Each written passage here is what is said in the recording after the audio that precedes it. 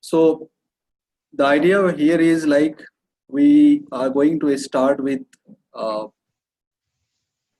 you people would get confused with this, but why I have written is like your whole Python, right? Python is nothing but a, what is it? What kind of Python? I mean, what kind of language? Yes, interpreter language, and that is mainly written in C. Interpreter is like it's a very high level language, right? Somebody is there to interpret it to low level. That is what we call it as a interpreter. And if you go and take a look into the low level Python code, it is mostly all the system calls, all the network calls is written into C. So the socket or the TCP/IP programming which we are going to take a look into this Python is, I would say that very similar to your C socket or C TCP/IP programming. Wherever the differences I will see, I will just let you know. Okay. So the idea or the concept from the Python, I mean, concept of this socket programming is basically derived from your C programming. So if you take a look into the C, right, before starting, right, what happens where your socket will be fitting into the, suppose I have a laptop, right? What do we do basically? We write an application and we run it. I'm running into my machine or I'm running that application to the server or to a network devices, right? What happens with that? Any idea that if you're writing an application, how your application talks to your machine?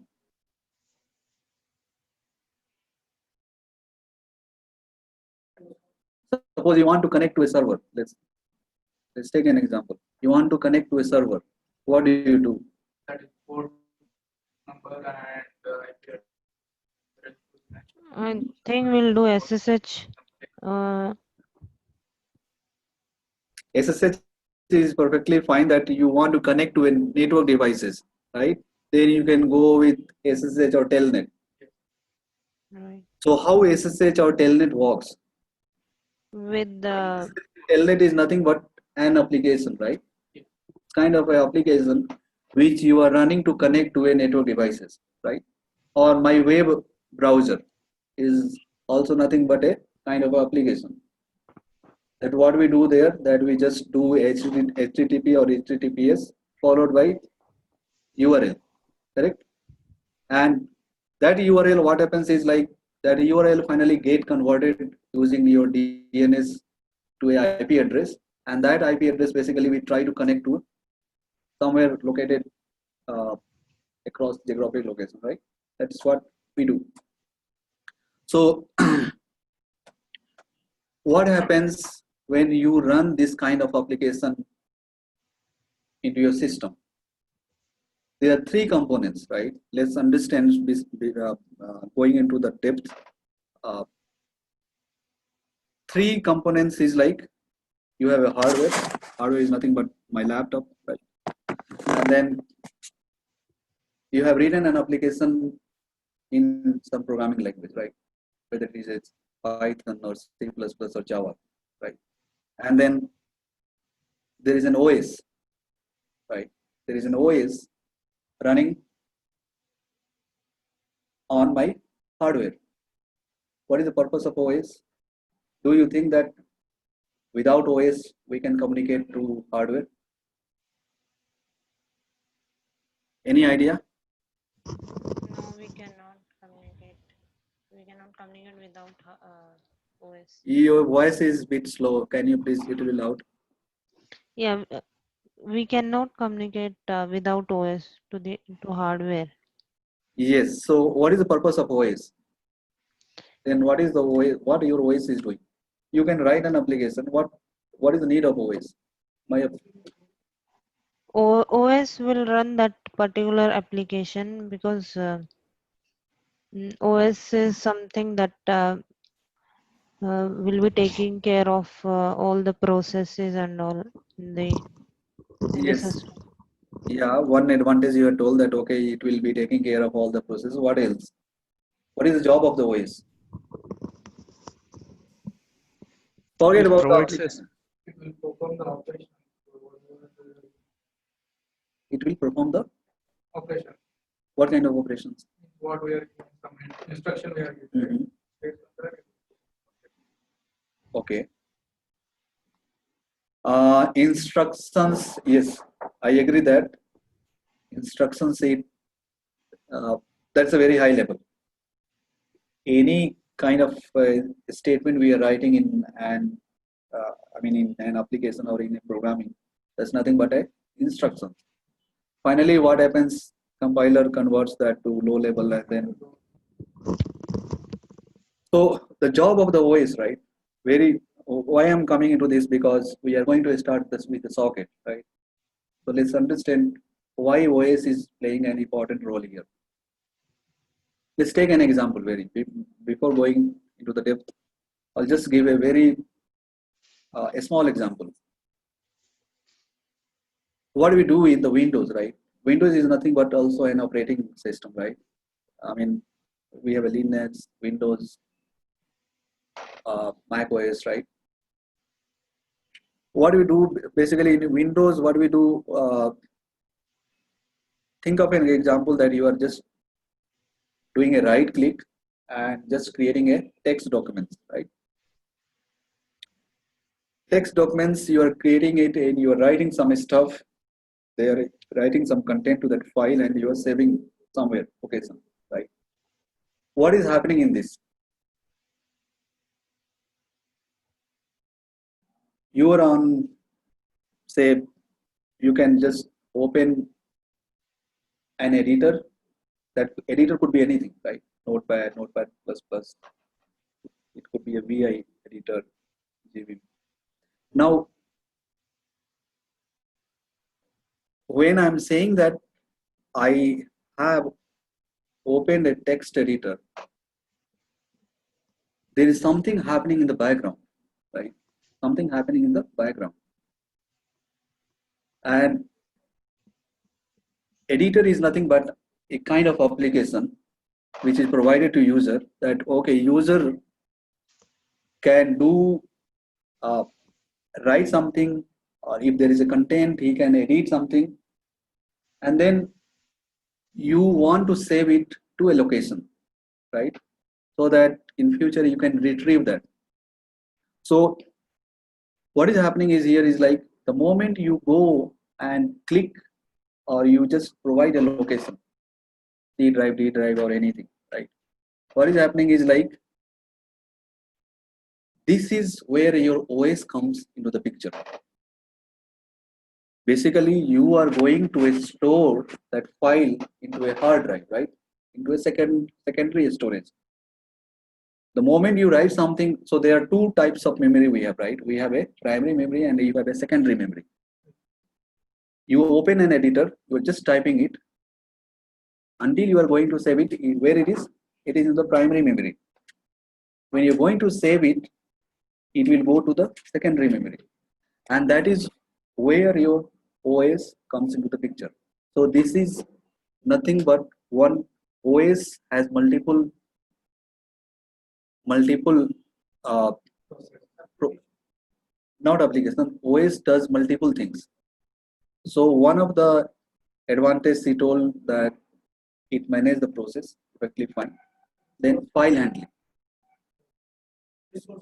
resource management. You can say yes. Resource management is the other stuff where it will be managing the CPU, it will be managing the RAM, it will be managing your storage. But file handling is the one which is entirely different. Then there is another component which is a network management, right? What is network management is? What is the use of network in our box? Why do we need a network? This is for if connecting to the external devices or like connecting to internet or connecting to different machines or external devices. Yes. So when you want to communicate, so if you are working on a single system. You may go with the network, you may not go with the network. There are other type of communication which OS provide that, right? That is inter-process communication we generally saw, right? So inter-process communication, again, you have multiple things that you have a pipe, you have a semaphore, all these things. But when you want to communicate with other devices which is sitting nearby you or sitting across globe, there you need a different mechanism to communicate, right? And that different mechanism, basically what your OS provides, a special type of communication mechanism to communicate with the other physical devices or other virtual devices, I should say. Nowadays it is a virtualization world, right? Other virtual devices which could be in the same subnet or which could be in a different subnet. Subnet, I will let you know that what is the subnet here, right? So this type of, this is nothing again but a kind of a file system that your OS provides. Every OS, you go to the Linux, you go to the Windows, every OS provides this kind of mechanism that, and there is a standard way. There is a standard way to communicate with that. Okay, there is a standard way that these are the steps you can go and use it if you want to connect to a server, or if you want to send or receive something, some information from the server. You can use this type of system calls. So what is system calls? These are nothing but the system calls we are talking about. So Python is like, we are going to enter into the system programming. System programming is the programming where I directly interact with the OS or the hardware. Okay. Till now, you have gone through the application programming. Application programming also directly, indirectly communicate with your hardware. So in Python, it's like we never go and look into the classes, right? We have a very enriched set of classes.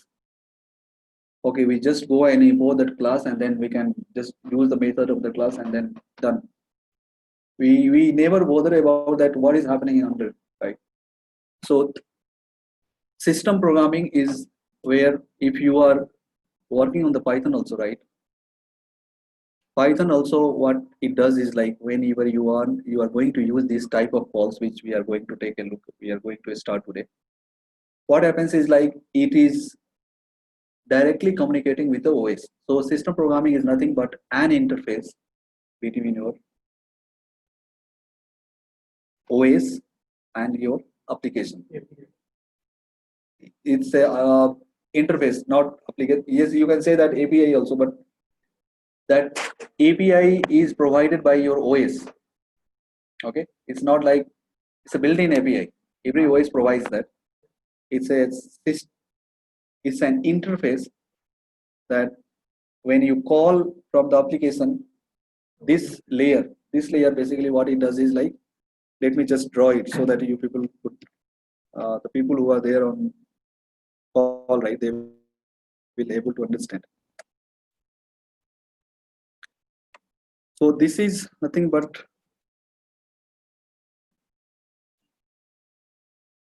your app.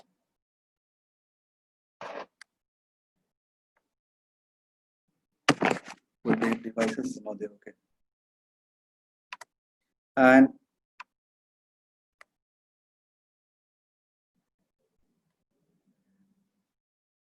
sorry for the zigzag drawing.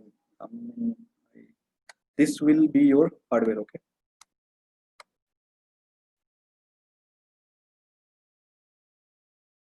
So whenever, or let me just draw it in a bigger way, okay.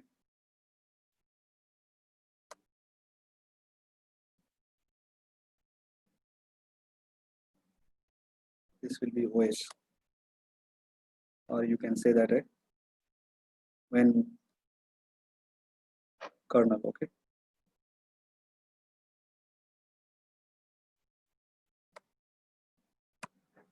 So whenever you want to interact with direct, I mean, when you want to have a direct interaction with OS or the kernel or say the hardware, you cannot interact directly with the hardware.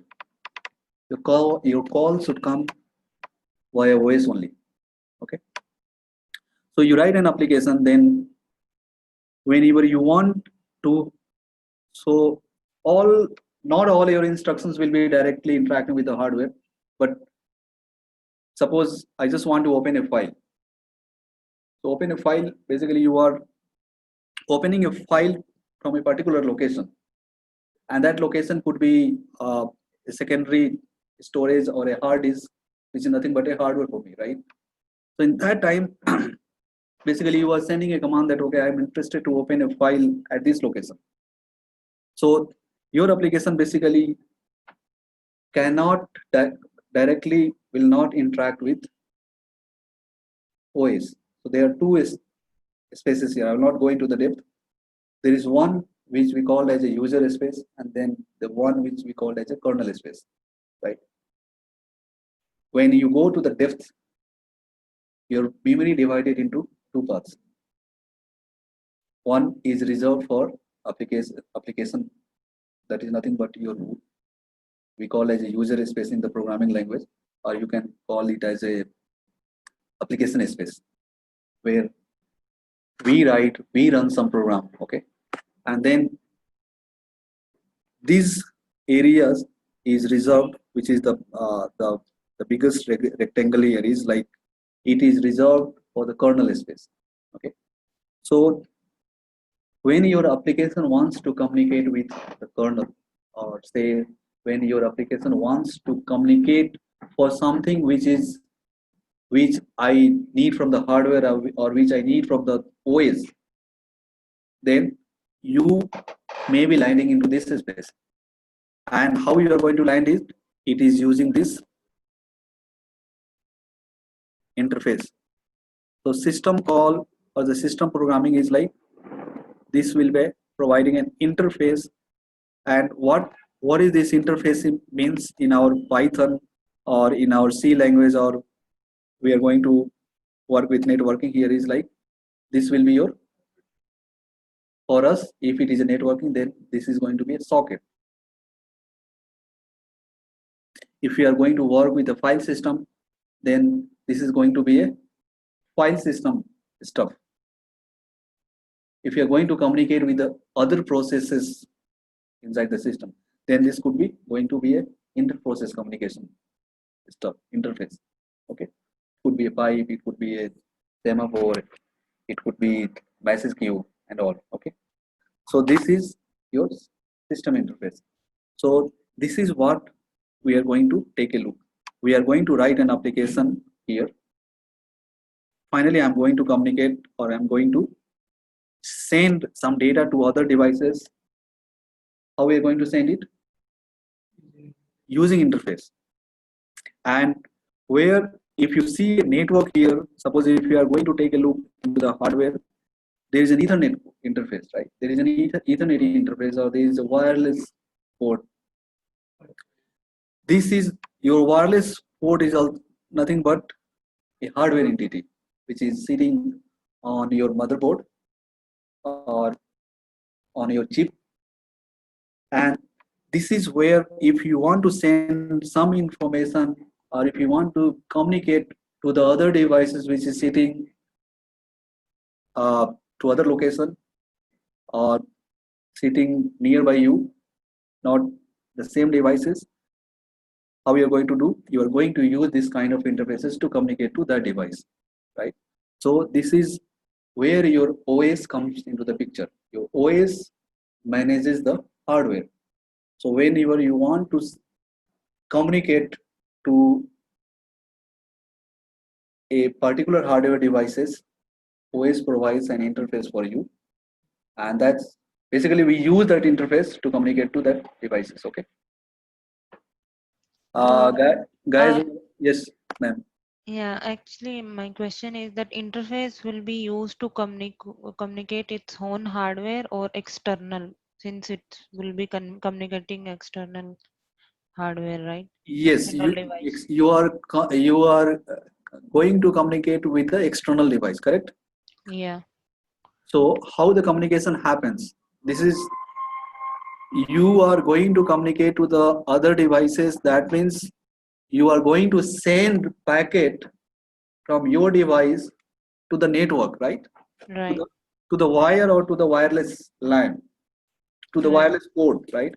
Suppose if your system is connected to a wireless, say wireline, or say wire, to a gateway or to a router or to a switch, then the kind of information which you are going to send to that device, suppose you are doing a ping, right? Let's Right. take an example that you are doing a ping to some IP address. Right. What is happening is your IP address is located. My machine doesn't know that whether this IP address is located which part of this globe, right? So there are a couple of rules here that when you do a ping to a particular IP address, what happens is like, sometimes back I told you that there is a subnet things, right? It's belong to the same subnet or it doesn't belong to the same subnet. Your IP address consists of two things. One is, anybody? That's perfect. Perfect. Address and host. Yes, network part and host part, and that is where we your when you do a ping, basically what happens is like it looks for the network part, that does it belong to the same subnet or does it belong to the different subnet. So you may not, my laptop say will not be directly connected to uh, a router. There will be a indirect communication happening through gateway. If you go and see in the connection which is in your home, there will be a small device, right? They provide ADSL come modem, they say it, right? ADSL router, we say that. What is it? That is nothing but a gateway for me. So where I'm sending, and that will be, when you go and see the connections, you, it may be a wireless router for you, or if you want to connect, you can go and connect to a wire also, right? So when you are going to say ping is nothing but an application, right? Ping is an application utility, right? Everybody okay with that? Then ping, what ping does, basically it frames a packet, and then it's kind of a echo request and response. There is a, this is a ping standard utility, okay? So basically it prepares a ICMP header, okay? Again, ICMP is a different kind of protocol. I will I mean, you can Google it or you can just take a look, right? It is, but I'm just leaving all these things. It contains a it makes an ICMP packet, and that packet will be sending out to the host which I wanted to connect, or which I wanted to try to find it out whether that is live or that is reachable or not. When I'm doing that, what is happening is like I am just writing a command ping IP address, right? Let's take an example here. In that case, you should know destination IP, right?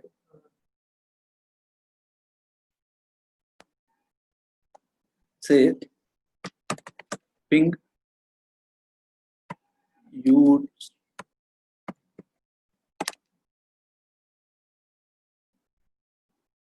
right? What is happening here is I just use this ping utility. Your ping, this is, by the way, this is a Windows for me. You can have your Linux terminal also. I did a big, because he asked a question that why, I mean, how this interface comes into the picture for us. So this prepares a header for ICMP header for us. And what is happening here is like, it is going to indirectly this application is using an interface, a system call. What that system call is doing is like creating a socket, or it will be preparing a transport header, network header, then it will be preparing a L2 header for you, and then finally once the L2 header will be prepared, what is happening is like this is the physical medium for us to communicate. So you I need a physical medium to communicate, or to send my packet out of the box. So suppose if this is a Ethernet port, or this is a LAN port, RJ45 for me, what is happening here is like once your MAC header will be, or say L2 header will be ready, what will happen with that L2 header is like I will cover more details all this L2 header, okay? But for time being, what your L2 header will be, this hardware port or the hardware devices has a unique address, okay? Unique address that in network terminology we call it as a MAC address. So MAC address is nothing but to uniquely represent or to identify a port onto your system. So you nowadays, I mean, forget about the laptop, but if you go to the desktop environment, you may see multiple LAN port there, right? Multiple LAN port there. So multiple LAN port again will have different MAC addresses. Okay. So this is nothing but this is an address. This is a hardware port for me, and this hardware port, how my OS will be knowing that, okay, which is using MAC address. So once your L2 header will be ready, I will be knowing that by which MAC address I want to send this packet out. So there comes, if you go and take a look into the hardware, there comes your NIC card, right? The job of the NIC card is nothing but again a hardware devices for me, right? In the desktop environment, you can pull it out, but I will not be able to pull it out from my laptop. So you can pull it out at the runtime, you can plug in it also. So that job of the NIC card is like for network communication. So in the low level, what at the low layer one, what your NIC card does, it, since we are transmitting the data, and the data is nowadays is the digital communication, what it does, it convert the frame to signals, or the bits you can say, right? Bits, zeros and one, and then that will be getting transmitted out through wire or through wireless port to the next hop, which is connected to your device. Does it answer your question, ma'am? Yeah, it's been answered. Like that interface will be adding that socket means when it will be getting the reply to the ICMP packet. So it So will be basically what re- happens, right? Okay, I will go one level depth here. This hardware port, this NIC card contains buffer also. It contains a small piece of memory, not RAM, but it is a device memory, which will be storing your packet contents. Okay, so this port is nothing but made for TX and RX, correct? The property of this port is to transmit and receive traffic from outer wall, correct? So whenever you are going to send this data from OS to the hardware, right? So OS is having a host memory, is nothing but we call this as a primary memory. I will say that it's, you just think of a RAM, because RAM, okay, but underneath there are a lot of things, okay. Just think of, you have a contained in RAM. Now you want to send it to this physical. This is again, RAM is one portion. This is one portion, right? Think of it like this. This is one physical entity. This, and this is a separate physical entity.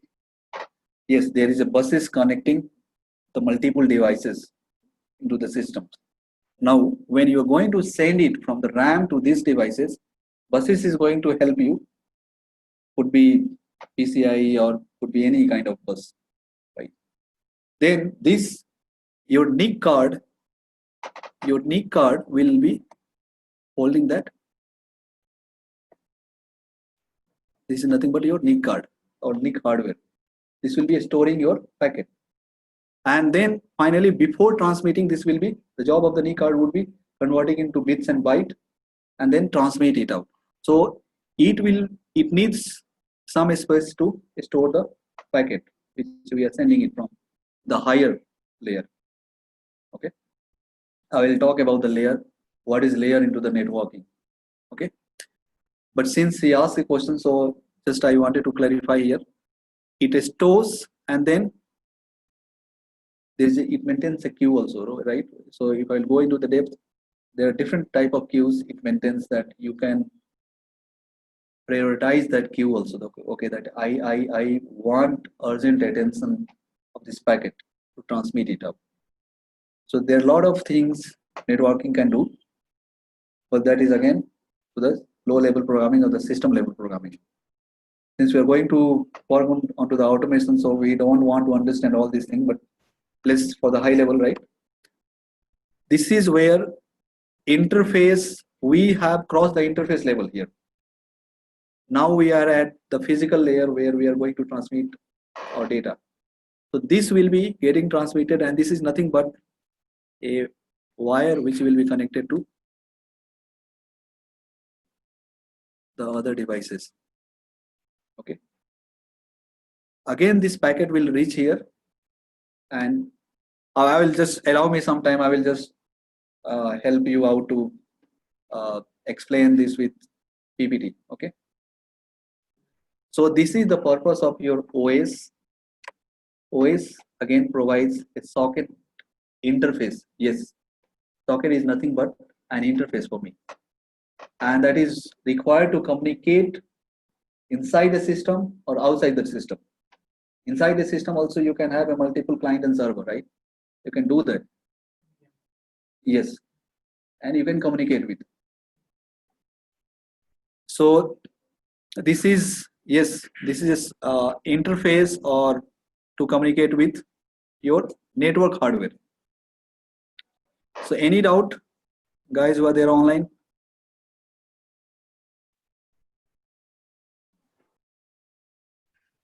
Yes, no? Yeah, no. Yeah. Okay. So I will cover more in depth all this. Okay. So just bear with me. Today, if time allow, I will just will go into one or two programs. But from the next class, tomorrow onwards, we'll be morely into the why you should understand all this, because when we will line up into this socket programming, again, there will be host address, port number, all these things we need to understand. Okay. You want to take a break? Okay. So just we are taking 5 minutes break and then we'll start. Okay. Meanwhile, if you have any question, we can take it up.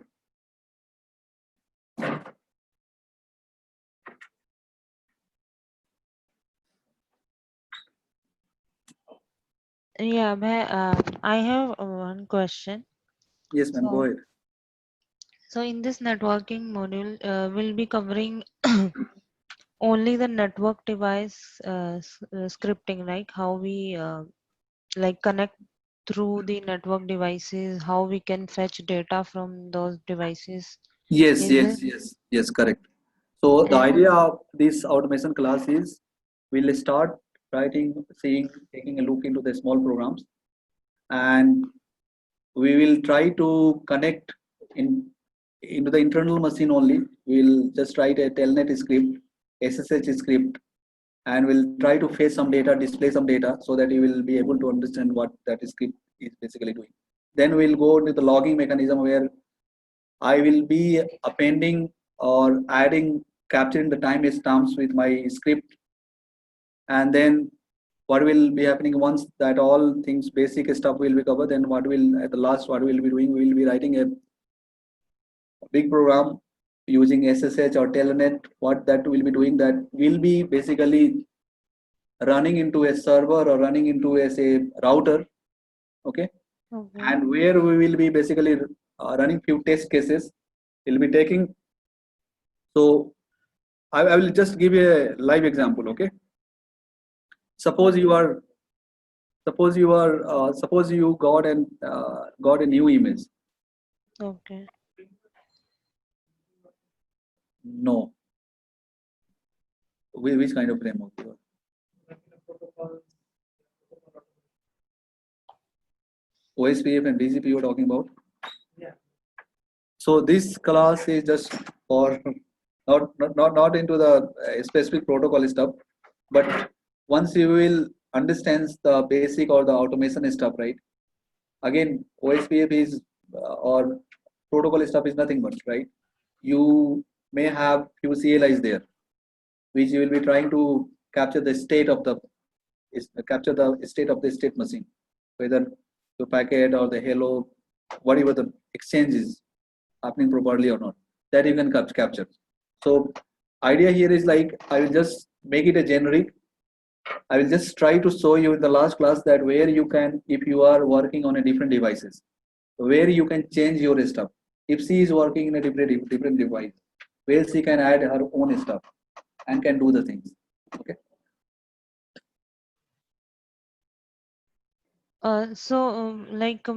We can, as you mentioned, we'll be connecting to that external device and then capturing. Yes, yes. I was giving an example, right? So let's take an example Okay. that we can cover also, right?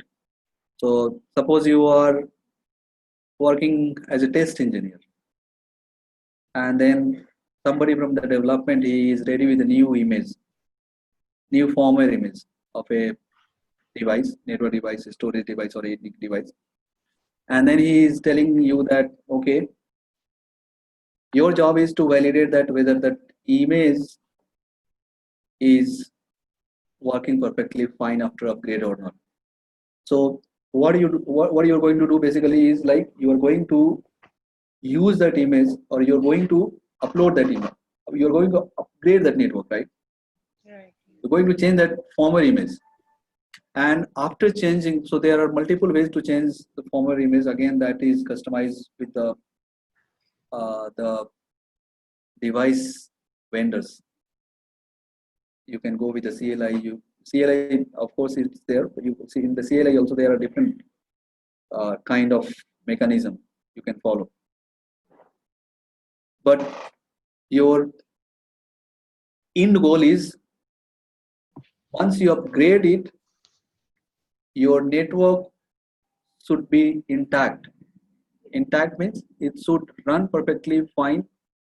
There should not be any difference between the previous and the into the configuration. Suppose let's take an example. Your configuration, whatever was there previous, it should remain same. So what you can do in this kind of environment is like, suppose you are going to automate this upgrade things. What you can do is like, you can write a script which will captures all the configuration details before upgrading the network. Okay, let's save into one file. After running, again you run a script which will say file 2. You again capture the, after upgrade, you just wanted to make sure that things are perfectly fine or not. So you have a file 1 before upgrade, file 2 after upgrade. Now you can compare these two files, right? So you can compare these two files. The difference will reflect you that sometimes what happens is like, people upgrade the network, few ports went down, few ports goes out of state. So this type of, if you are working on a very big router stuff, say let's, you have to go through all the port details.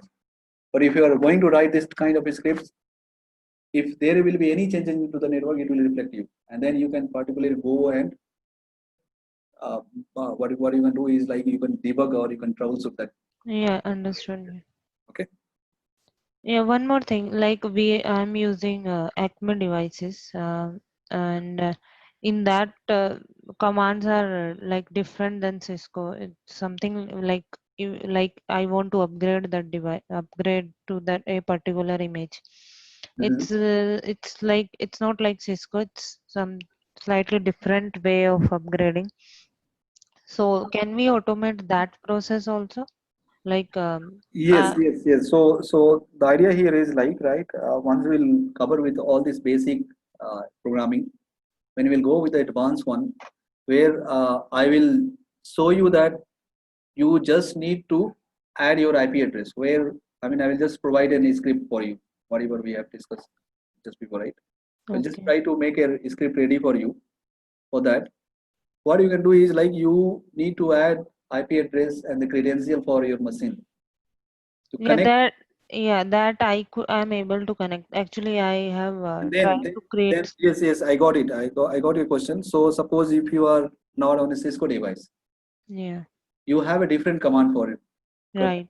to say use different CLI to capture or to display some output, right? Right, I'll have to put image somewhere firstly Yes. and So then I will try to highlight you that wherever we are going to put the Cisco command, instead of Cisco command, or you can go and use your Okay.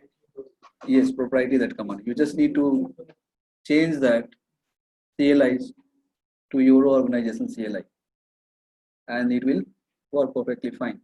Okay. all right, then we'll see. Thanks, yeah. Okay.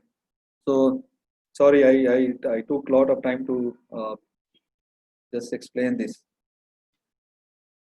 Okay. So let's take a look at this picture. What is happening here is like you can see there are a lot of devices here, host, and then there is a line which is from host to router. This is nothing but a communication mechanism or a communication media. This media could be the wireless. In the wire also you have a different channels. You have a fiber optics, you have a RJ45, you have a different mechanism, right? So this could be any other media. But my goal is I don't bother about this media. Who will be bothered about this media? Clear one. Developer who is writing the code that what is the media to, because he has to make that frame according to that media. If it is an Ethernet, I have to frame using this Ethernet type. If it is a ATM technology, I have to frame this using ATM technology.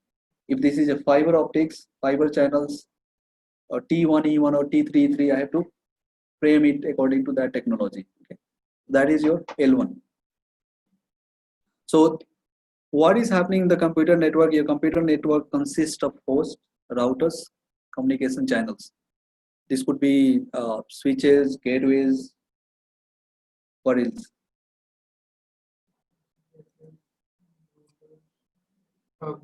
Yes,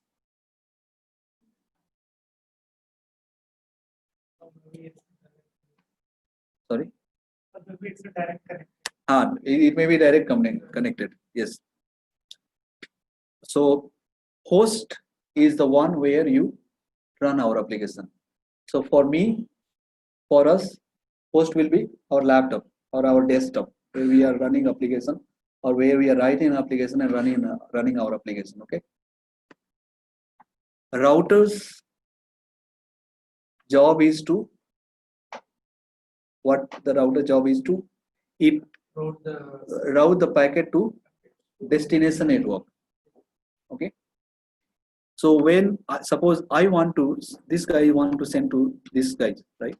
So the router here it will try to it has a different path here, right? See, it can go like this or it can come like this, go like this, right? So router job is to route a packet to the destination with some rules. Try to find it out which is the best hope, which is the best route for me, which is the minimal time taking for me. This type of job your router does. Okay. Then packets, what we do, what we send is basically is packets, right? what we do is basically when we say hello, I am sending to another device. Hello is a very kind of it's a human readable format for us, right? It will be getting converted to a packet, then to frame to then bits, right? So packet is nothing but it is in the L3 technology, L3 terminology. We say that it is a packet. Then there comes frame also. I will just explain after this. So packet is nothing but a sequence of bytes. Here it is saying that it contains a control information. So your packet could contain a control information, control packet or data packet. What is the difference between control packet and data packet? Anybody? What is difference between control information and data information? Yeah, control is like signaling, we'll be saying like signaling, like acknowledgement, like I'm sending packets. It would be through any protocol, and the data will be the actual data which we are sending. Yes. So control packet or control information is nothing but suppose this guy is running kind of a OSPF or BGP protocol. Okay. This also has this running BGP OSPF. Okay. Now this is going to exchange this information to this guy. So it's just simply exchanging the keys information. It's not going to send any data. Yes, of course, it is sending data, but it is not the user data. Okay. So it's kind of a signaling or say hello exchange that okay, are you there? This is my information. Can you share your information so that I can add into my routing information base? You also add your information into your routing information base. So if packet comes to you, you know you just need to check, go and take a look into your routing information table, and you can send it to me. This kind of information. So this is nothing but a control info. Control information is nothing but to control the devices. Okay. Data is data plane or data packet or data information is nothing but the actual information. Say I am sending hello. This is nothing but the data. I'm sending it to you, right? So this is the actual data which will be delivered to the destination via this intermediate host. Okay. Now, what is a protocol? Question comes: what is a protocol?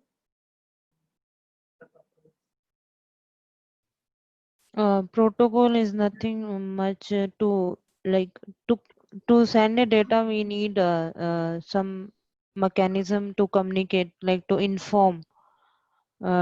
Through any there, it's like through any protocol will be communicating to other device. Like yeah, um, like you have now just now mentioned, like we are informing that adjacent device, yeah, are you ready to receive data, are you, then it will be replying yeah with acknowledgement, and then we'll be sending the data. So this is some agreement to then the two device should follow to exchange the data. In that case, you can write your own application. Why do we need a protocol here? I will write my own application. I can send the data. Okay. Why do we need a protocols? Leave about a networking. Why do we need a protocol in office or in our day-to-day life? So that you can follow the same structure. The standard you have to follow, right? Standard, and communicate others. This is like a standard, or which kind of communication we are doing. Yes, yes. So this is like kind of a standard that everybody should adhere with that.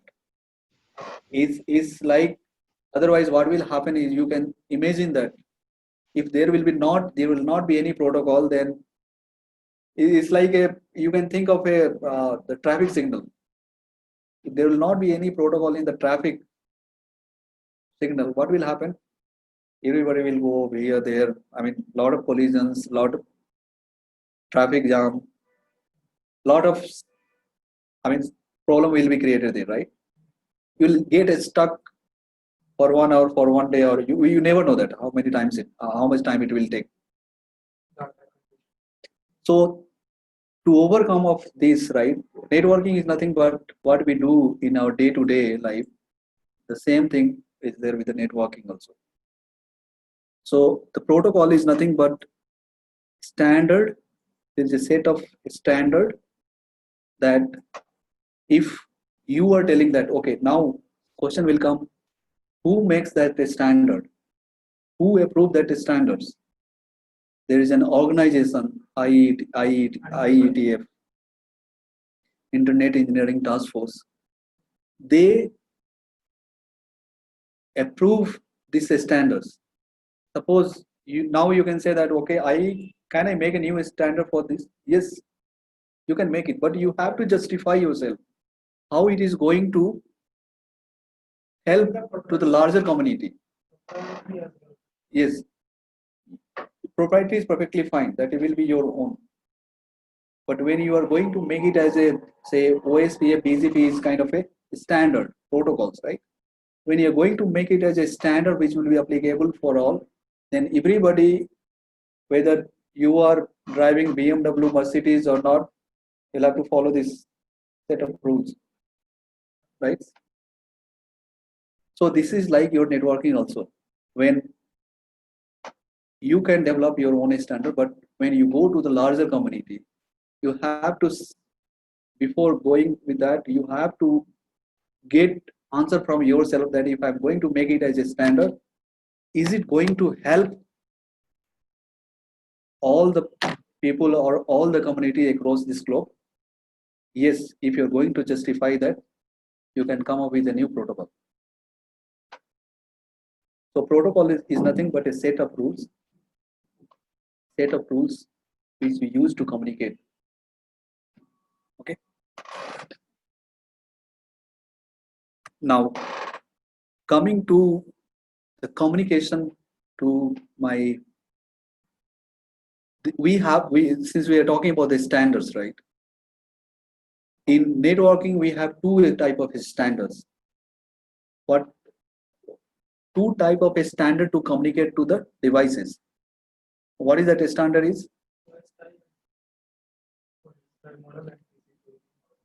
So what is OSI and what is TCP?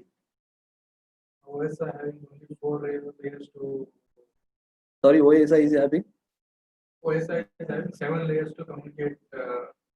Mhm. TCP is having only 4 layers to. What are the 7 layers of this OSI?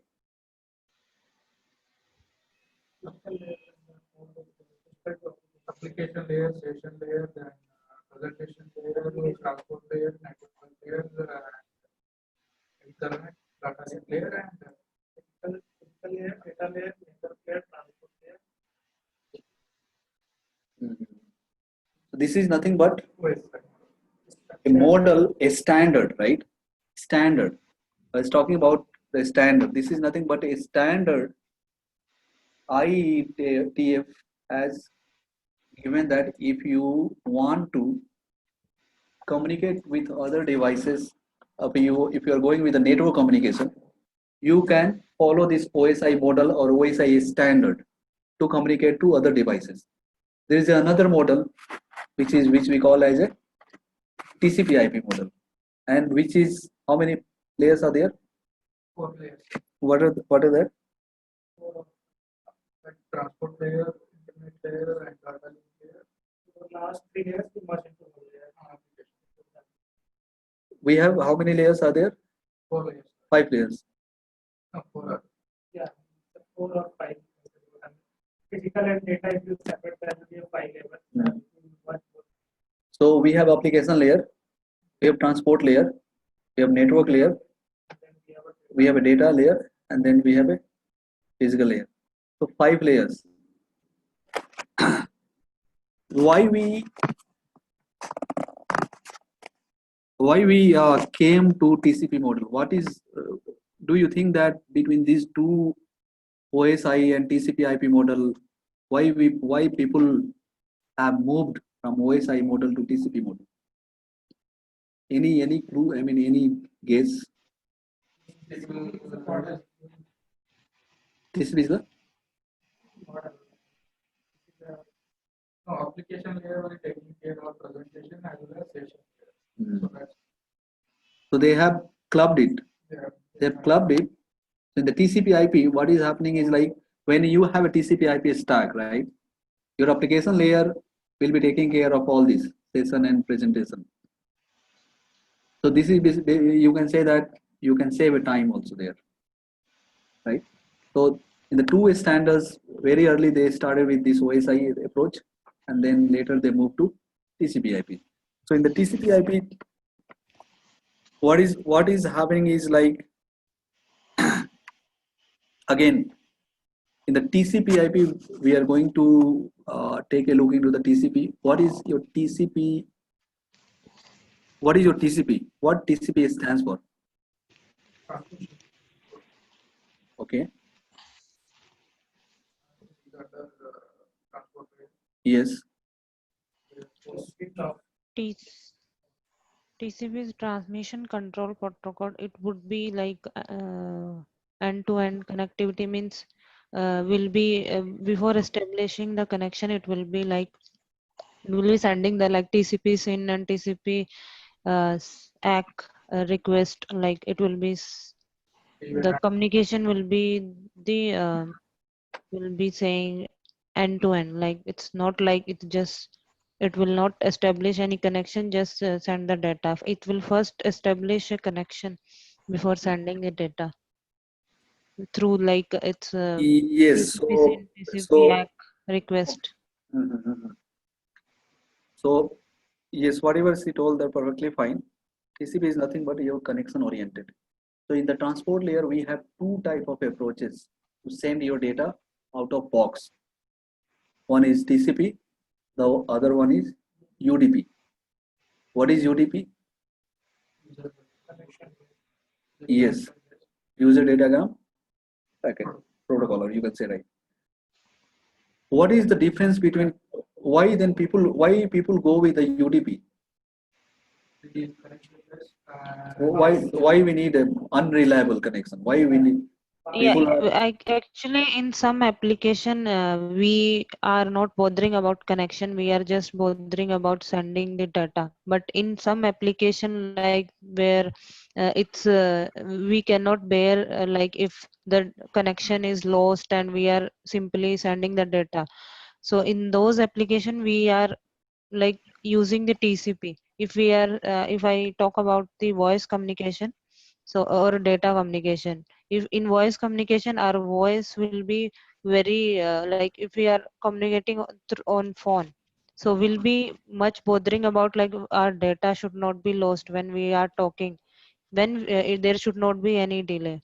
But when we are sending an email, there could be a delay can be bothered, but in that so in that sending data or sending messages we can use UDP. But in while voice communication we cannot bear like if there is delay or there is any something, so and we cannot like bear like unreliability. So in though it depends on application to application yes, where we perfectly. want that. Yeah. Yes, it depends on the application to application that what kind of application you are going to run.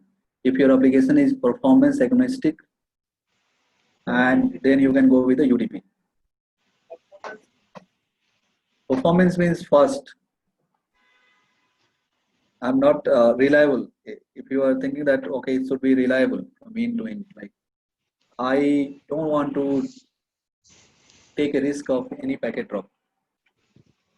If any packet mismatch drop is happening, I need to have again another transmission for that. Then you can take TCP. So in the programming, also in the Python programming, what we are going to take a look into the TCP communication and the UDP communication. Okay, we're going to write program where I will be going to connect to a server using TCP and using UDP, and then there I will show you the differences. What is differences between these two? Okay, from the programming perspective. And Why it is reliable, why it is connection oriented, I will just justify more details when we write a program of TCP and UDP. Okay, but from the theoretical side, since you are going to work into the networking or you are going to attend an interview to a different company, you should understand theoretical plus programming also. Okay, so this is a topology. What we are going to show it here is like a host A is sending packet to host B, and there are intermediate nodes. We call it as a router. I mean, we are showing here it as a router. So there are two routers via which my host A will be transmitting packet to host B. What is happening here? You are going to, when you're going to send a packet, right? When you're going to send a packet, you need help of application, correct? Do you think that any other way you can send packet? Why do you need an application, by the way?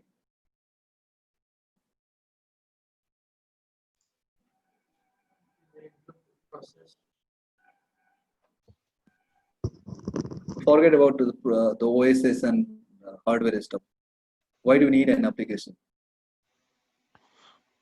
If it is a client server, usually it's a client server setup, and you need a the application program will implement the client part on how to connect to the server process.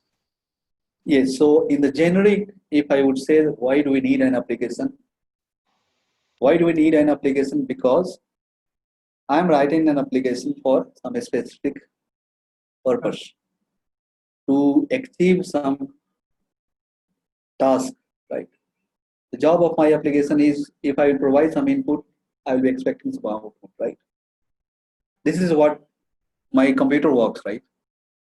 It's like we use computer, we need, or we use any network devices, any devices in digital is like we give something and we expect something, correct? This is what the communication between human and the network, or to the digital, or to the any embedded devices. So to do that, or to communicate with that device, you need to write a program. So your application is nothing but a program which user has written to communicate to devices. Since here in the networking, this program could be a TCP oriented program. He was telling that that program could be connecting to a server or just sending a data to a server. I will write a client server program which will be basically communicating to from server. So that is nothing but a program or an application which we have written. So that application will be basically, the job is to send some data. I'm giving some input, expecting some output, sending and transmitting, okay, or receiving and transmitting. So your application here, I have shown here FTP, SMTP. SMTP is nothing but simple mail Transmission protocol. simple mail transmission protocol. FTP, File transfer. what happens in this? These are the application layer protocol. These are application layer protocol because these are the application already written. When you do FTP, right? When you do in the command prompt FTP, this FTP is nothing but when you go and take a look at the bin directory, user bin directory, there is a FTP RAM exe. If it is a Windows, it is a exe. If it is a Linux, you may see this as an ELF file, which is written already sitting inside you. So let me just open my where is this VMware Workstation? Okay, I will just show you this application layer. Okay, let's understand what the purpose of this application layer.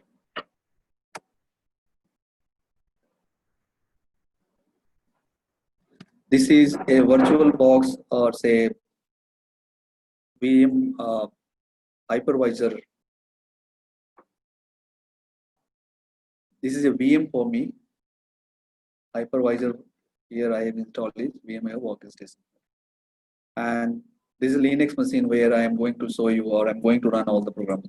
So don't get confused with Linux and Windows here. Okay, the same program you can take and run it in Windows, it will work.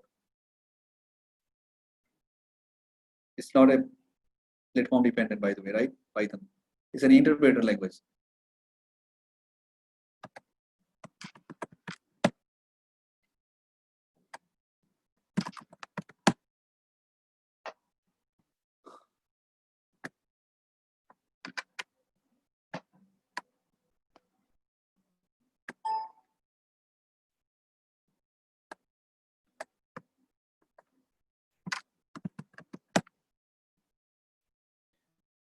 What is we are going to say which FTP, right? If I am going, this FTP is an application for me. Now, since this is a Linux machine for me, there is a file command. If I will do this and so that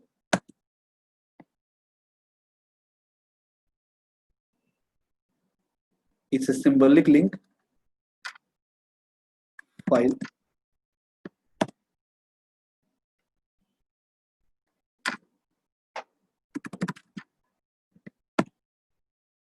See, symbolic link, you can just redirect. There is a concept in Linux that one file you can just redirect, make a simple kind of representation. So the final file for me here I got is user bin netkit FTP. Okay, this is an ELF file for me. Okay, so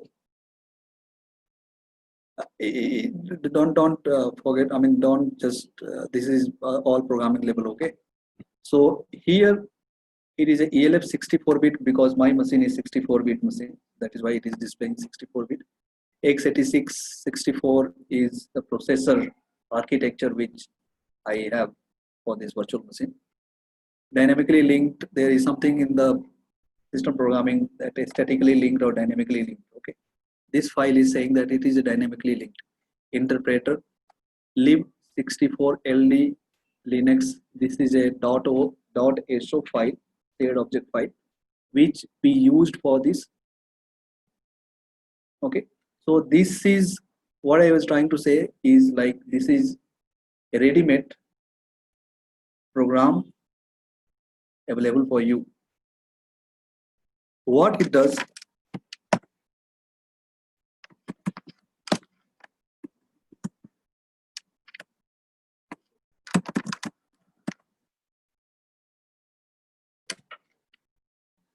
if you go and take a look the manual, it is saying that internet file transfer program. This utility or application used to transfer file from one machine to other machine, right? When you want to download an image, how do you do that? Your machine, there will be a server, FTP server. I mean, there will be server. If FTP is allowed on that, you can just go and do FTP IP address, and then it will ask for the credentials, username, password. Then you will be inside that, and then you can go get use command, right? And you can download that. So this is let me just go back. What I was talking about, this is nothing but applications which is already available for you. So why we call this as an application? Because this is going to send some data or receive some data, right? FTP also you can do that. You can get a file from a server, or you can put a file to a server, right? So my end goal is to transfer some data in the networking or to receive some data. some place, right? Apart from that, do you think any other? Nothing, right? So your application will be, your program will be basically, your program is written to transmit or receive some data, which is nothing but your application layer. Okay. Or any confusion with the application layer? Now, when comes to the application layer, right? When your application is ready, what it does internally is these things we don't write. Okay, you will not be writing a program that, okay, I want to route this packet out. Internally that program is there, your stack is there. Okay, your stack is there. What we do is the transport layer we take care of in our application. When we write an application, if I am saying that FTP to that IP address, so let's understand how your application communicates to a server. Your application is going to send some data to a FTP device. Then there could be a scenario where you will be running multiple FTP from one machine, right?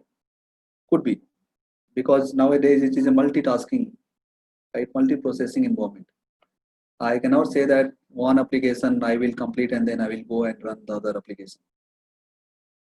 So this is a multi-tasking environment where you can have multiple applications running on one machine. So you need to uniquely identify your application in a machine. That is where your port number comes into the picture. Okay, so your port number will be the number which will be uniquely represent an application. Okay, now yes, that I mean, since we clubbed na, all, so similarly what happens to the server side? This is your machine. I'm just talking about the local machine. Think of a server. What will be happening with the server is like, server is also one machine. I am doing FTP or I am running an application. This application should also be having some number, some representation. So the port number which I was talking about, the server side also, there is a port number attached with applications particular. So similarly, Telnet, FTP, SMTP, HTTP, HTTPS, all these are having port numbers, unique port number, standard port number I should say here. Okay, that port number is basically when you say, when I am just reaching a server is getting a response, then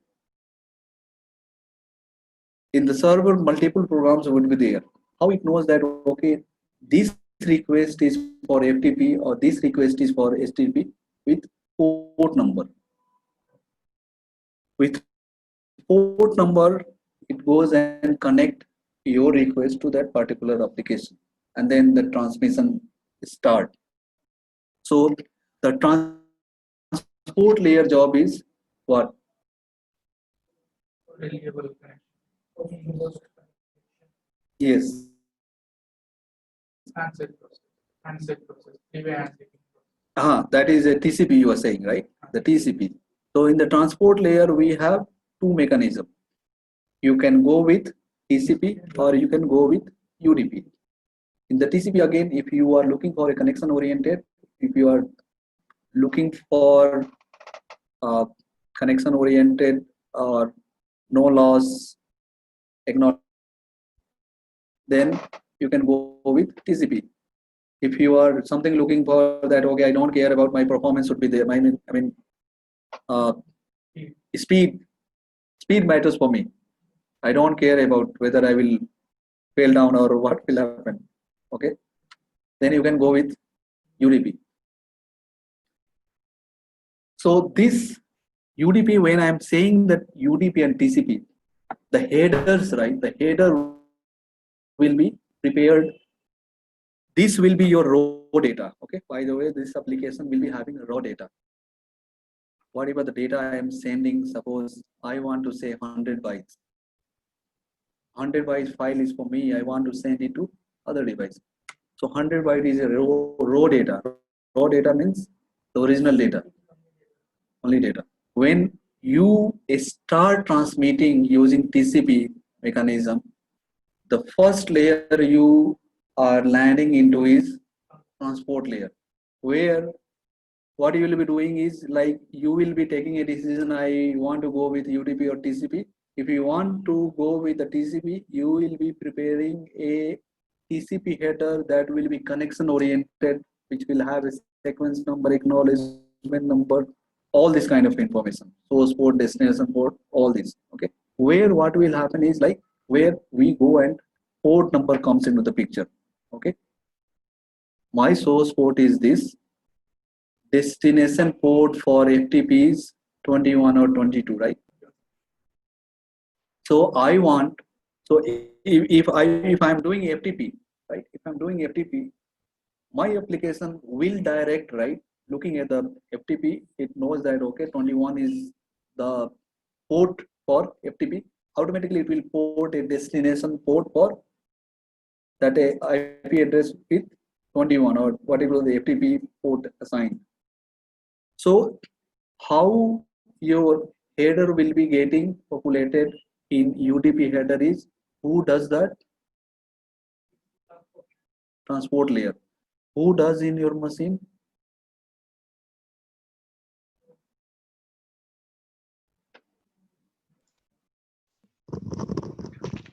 Hmm? No, no, no, no, no, no. OS. Yes, where your OS comes into the picture. That is why I started discussing with OS. I started with the OS that why we need OS in this type of communication. Your OS has all this stack. When I'm saying about the stack, it means that already they're built in that OS has this kind of, it knows that if I am going with this kind of a network communication, if I'm going with a socket communication, I will be going with this stack or this approach. So I will be knowing that I am going to, I am having interested in FTP or TFTP or SMTP. Based on that, my port number will be decided. But the rest header like sequence number, acknowledgement number, all this will be making, I mean, your OS will prepare this TCP header. TCP header is how many bytes? The requirement, the must have at least 20 bytes. Must have at least 20 bytes. Okay, you can extend it to not able to recall, but 40 or 60 bytes. I'm not sure. I need to check it. Okay, there's an optional also that you can go and. So your OS prepares that header, and what will happen is like header. Now understand this. Okay, let's understand this. What is going to happen with this? This is my payload or data, you can say. Okay, this is app.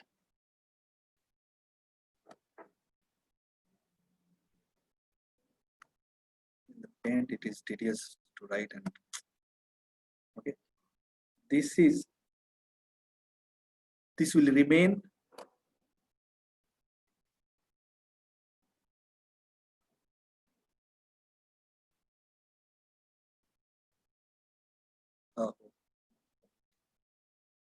okay, just size doesn't bother about size. Okay, this will be remain data. This data will be remain same at each layer, just for one. Here comes what we do is like we add the header. Nothing to worry about automation, right? This will, from the interview perspective, from the learning perspective, better to understand. You know where you need all this information in the automation. Just use this class methods. Done.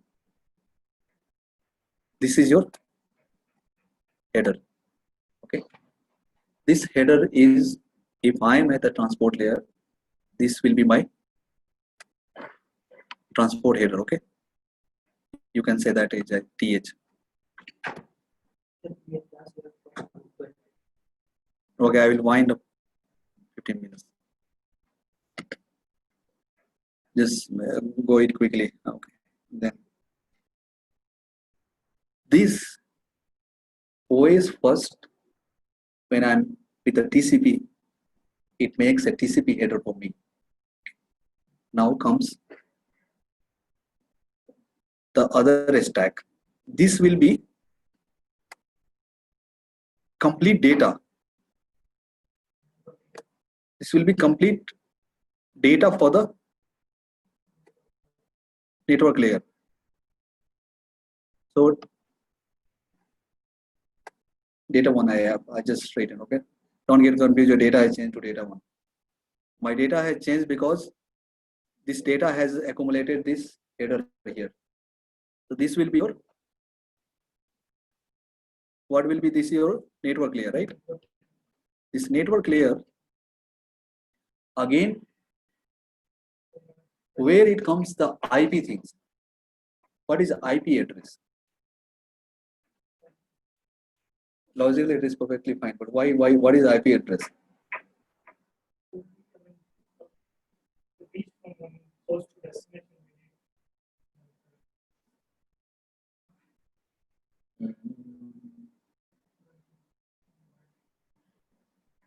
Why do you need IP address? You have MAC address, right? You can do the things. But routing and all which happens based on IP. I can do with the switching also, no? MAC. Why do you need then? There are lots of it will be very messy. Every device we have we can't summarize. One aspect I can take this point. One aspect is it will become messed up.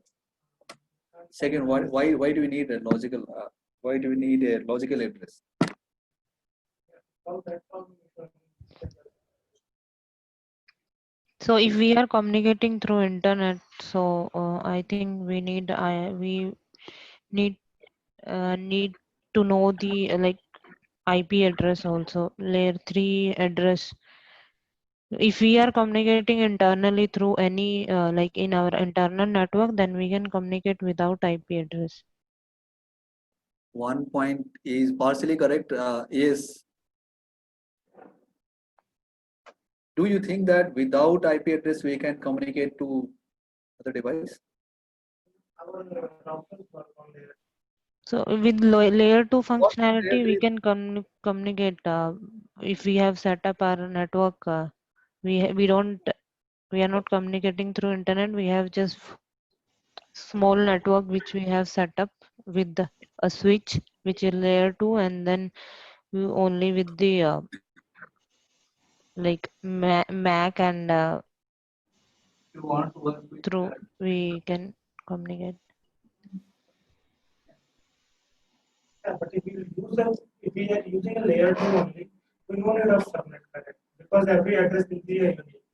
Uh, Using a unique address. Layer 2, yes, perfectly fine. But do you think that with layer 2 we can have? And that is no mess. Yes, that could be a mess. The main is like Because we don't need, if we are using only layer 2, if we are running only the layer 2, we don't have submitting. Because every address is unique. If you are working on a layer 2, yes, We don't need of, no need of logical address, IP address, right? that's what I mean. No need of submitting. But The layer 3. but what happens, right? When internet designed, right? The switching, they started with a basic hub, connected computers, sending to my system, I am sending to your system. Okay. Think of it. We started from one family, right? We have a token subset. There is We segregated, we put a boundary that okay, this is my area, my house, need a permission to get inside my house. But when people were united and they were staying in together, think of a nuclear family and joint family, right? Joint family, I mean, you know each and every one. In nuclear family, again, your family is divided into multiple portions or multiple parts. Communication will be a problem for you, right?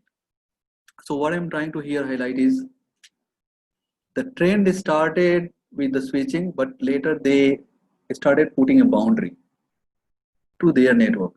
You are telling that okay, this is my network going to be. When I'm saying that you, it could be Airtel, it could be AT&T, it could be Verizon. Those are the service provider. Service provider concept has started very long time back, but when this internet started, people were just cross one boundary, and there it kind of a hub. Then they move to switch. Okay, I can connect multiple system through one switch and then switching from one to, or switch will be connected to other switch and then I'm kind of a chain I can make it. Later they thought of okay, can we do something to make it uniqueness or make it more safety or more private, put a boundary so that it will be kind of a the communication will be from one network to other network. You cannot if I will make it a private kind of a things, it will be more efficient. You will be managing your things, I will be managing my things. Okay, now how I will be able to communicate with their logs. That's how your L3 started. So yes, L3 subnet, your stuff was also valid that mesh stuff will become. What will happen is like the IP address, the MAC address is how many bytes? Okay, so I am asking here, Hmm. like, if suppose you don't have a layer, we are running completely on layer. Hmm. We need submitting. See, subnetting you can do. There is a concept of VLAN also nowadays, right? VLAN works on. It's a layer 2 only. But who does this when you can segregate LANs to VLANs? But communication from one VLAN to other VLANs will be via which? Because you have segregated subnet. You have designed okay, one subnet, second subnet, third subnet. VLANs is nothing but you are clubbing multiple systems and making it one subnet, right? Then communicating from what is the subnet means? Different networks. You are putting a network there. Okay, this network, and who does that? When it comes to the layer 2 is layer 2 again. Layer 2 is VLAN, Ethernet plus VLAN. But when you are communicating from one internet to the other internet, there you need like when you are sending a packet to from one VLAN to other VLAN, it will be going via gateway. So this type of media you have to create it. So your VLAN comes after L3 only. This was L3 was there, but people then they realize that can we segregate in L2 also? Can we club multiple MAC addresses and hit one? This type of things if you can think of like this, right? You make a get one, then you can your own standard. That is what the networking is. Okay. So let me just find it. Okay. What is then? This is your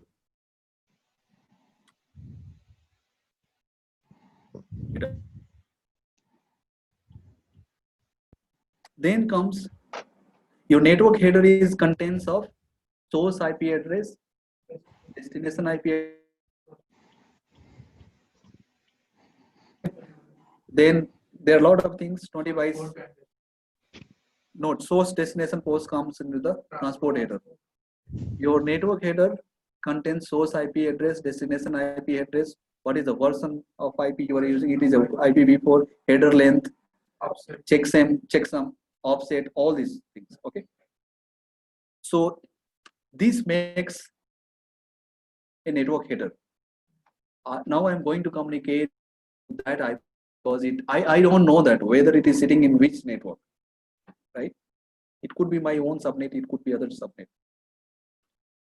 I have prepared a network header. Now I need to transmit this packet out of the box. I want to see the destination IP address is located in to which subnet. From where you will be getting destination IP address? Your application FTP, right? Or TFTP or Telnet. Telnet or FTP followed by IP address is the destination IP address for me here. That IP address will be put into my network header here. Destination source IP address will be what? Your machine IP address. Okay. When I want to transmit this packet out of the box, very first thing I need to figure it out whether this destination IP address is belonging to my subnet or is it belonging to my different, I mean, not belonging to my subnet. Where you will be taking a decision or your OS has intelligence to figure it out, it belongs to same subnet. There is a rule also, by the way, okay? It does the logical and it tries to figure it out, it belongs to same subnet with the mask, net mask, whatever we have. Yes, yes. My laptop also maintains a small routing table. Okay, every device maintains small routing table. It send out the packet. Okay, send out the packet. Once it knows that if it is in the same subnet, by doing this masking of your network ID, it will try to figure it out. If it is in the same subnet, the next hop, what will be then what will happen is like the packet will be sending out to the next hop to the connecting devices. If it is not into the same subnet, then what will happen is like the packet should send to the gateway. So then OS how does it manages it? Like it sends a ARP request. Okay, this is my IP address. I will just flood a message to entire network. This is my IP address. What is your? Can anyone tell me that with this IP address, what is your MAC address? Everybody will listen. Will match their IP address with their corresponding table. If I am matching, if I'm not matching, I will just simply discard that packet. If you are matching, you are going to reply that to echo request to echo response. Sorry, ARP response. That ARP response will come to this place. That ARP response will have your ARP request sends IP address, destination IP address will be there. It will have its source MAC address, and that destination MAC address will be filled by that. Okay. So ARP request in our case, if it is not into the same subnet, it is going to be the gateway one. The gateway device will populate that ARP response that okay, this is my MAC address. I just add that MAC address, and then once that request, the response will come to my local machine. Now I know my MAC address. I know destination MAC address. Now I will prepare L2 header. So this will at the layer 2 or the data link layer, this will be complete data. Okay, so this is going to be your data 2. Data 2 is nothing but data plus transport header plus network header is your, and this is going to put some say 20 6 6 12 to 14 or 18 or 14 or 18 bytes of header here. That will be your destination MAC, source MAC, ETH type, then payload, and then last it will add a CRC. Okay, so this will be complete. This will be your L2 header. Okay, the MAC, which trailer?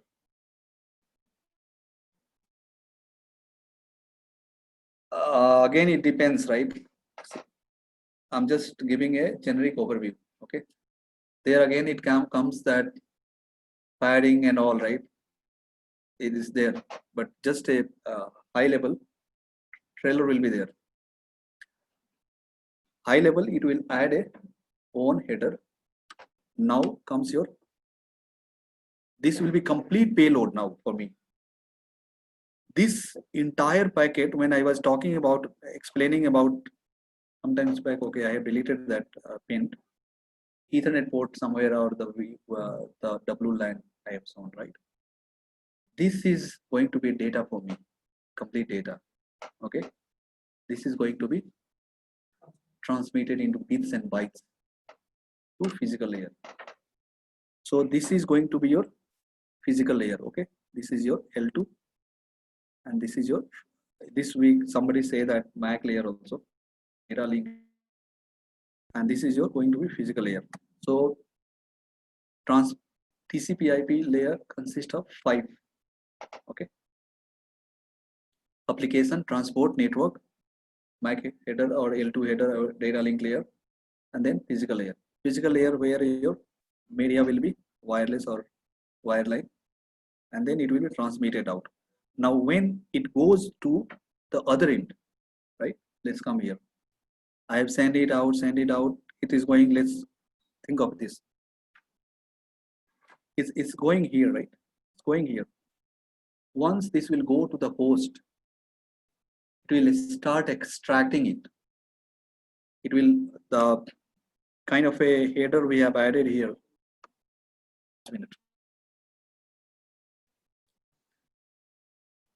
This will be complete data I will be receiving at the layer 1 on the host 2. I will extract this, then I will extract this, then I will extract this, and then finally I will be getting the data. This is what, how very high level, lot of things are underneath, but very high level how your network starts communicating from one end to the other end. Okay, so we will wind it up, because tomorrow what we are going to do is, with this approach, we are going to start our coding. Okay, any doubts, guys, who are there online?